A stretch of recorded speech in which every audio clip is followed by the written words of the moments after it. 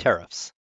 In Lesson 7.1, we talked about how shipping costs can significantly lower your profit margin, even if you get a great price on a product.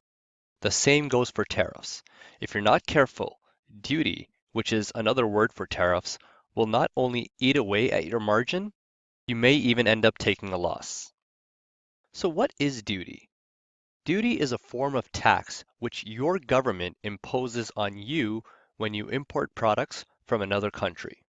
Why do they do this? To answer this question, let's say you lived in New York City in the United States and you want to start a t-shirt business. You have two options, buy local or buy from abroad. Your first option is to buy custom-made t-shirts from a supplier in China for $5 each. The second option is to buy a similar quality t-shirt from a supplier in Los Angeles for $7 each. If you're ordering 1,000 t-shirts, chances are you would opt for the Chinese supplier because you'd save around $2,000.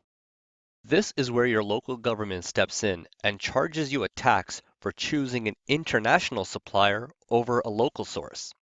The government wants you to buy local because it creates jobs, keeps the money in the country, and they collect more taxes. Let's look at a breakdown of the true cost after you pay duty. If you were to order t-shirts from China with an MOQ of 1,000 units for an FOB of $5, your total cost would be $5,000. Say shipping is another $200. So now you're up to $5,200 US. Now factor in duty, which for this product is going to cost around $800. So your grand total is $6,000. Now, let's see what happens if you were to source a comparable t-shirt from the United States at $7 each. Since domestic shipping is cheaper and there's no duty, your grand total would be around $7,000. Suddenly, you're not saving as much money, and the question is, do you want to save $1,000 or do you want to charge more for your product and promote the fact that you sell made in the USA t-shirts? So as you can see, duty is there to level the playing field and give local companies a shot at competing with international suppliers. So how are tariffs calculated? Every country has a unique formula for calculating duty, but for the most part, it depends on three factors. 1. The country of origin of the product. 2. The type of product you're importing. And 3. The total value of the goods you're bringing into the country. The country of origin plays a large role in calculating tariffs. A t-shirt from China will be taxed differently than a t-shirt from Bangladesh. Your government negotiates tariffs with other countries based on their own treaties.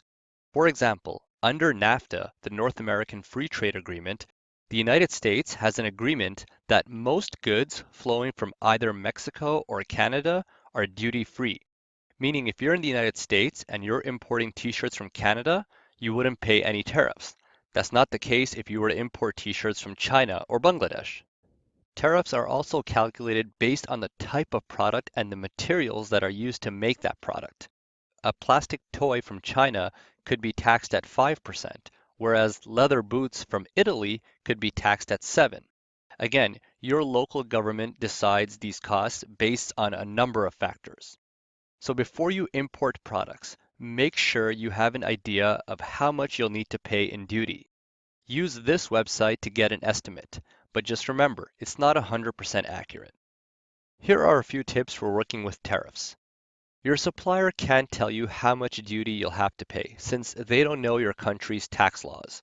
For the most part, duty is hit or miss. On small orders, you may avoid being taxed, but on larger ones, it's almost certain that you will be.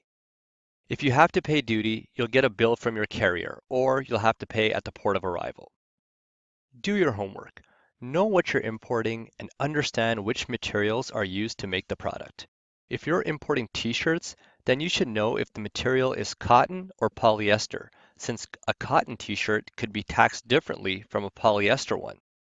You should also have a working knowledge of your country's import laws for the type of product you're importing. Check your government's website. All the information should be there. Reduce the value of your shipment. Because the total value of your shipment is a major contributor for calculating duty, some people instruct their supplier to put a lower value of the shipment in order to avoid paying taxes. Now, there's no mathematical formula for calculating the true value of a product. So if you say the value of your t-shirts is $3,000 instead of 5, then you probably won't get much resistance from the person inspecting your package. But if you say the value is only $1,000, the customs agent will probably reject it because it's unreasonable, and you may end up paying a penalty. So you need to be careful when you declare the value of your product. Use common sense. Use a reputable freight forwarding or shipping company. I mentioned this in the shipping lesson. If you're shipping by sea, make sure you use a company that has experience and can help you fill out the paperwork and provide guidance on things like duty and tariffs. If you ship by air, then DHL is really good at this since they specialize exclusively in international shipping. And finally, in the example I provided on duty, I demonstrated how sometimes the difference in ordering from an international supplier may not be as beneficial as opposed to ordering locally.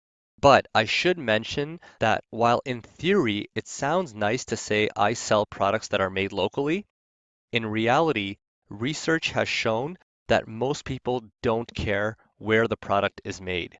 For products with a similar level of quality, price is always the driving force behind people's decision to buy.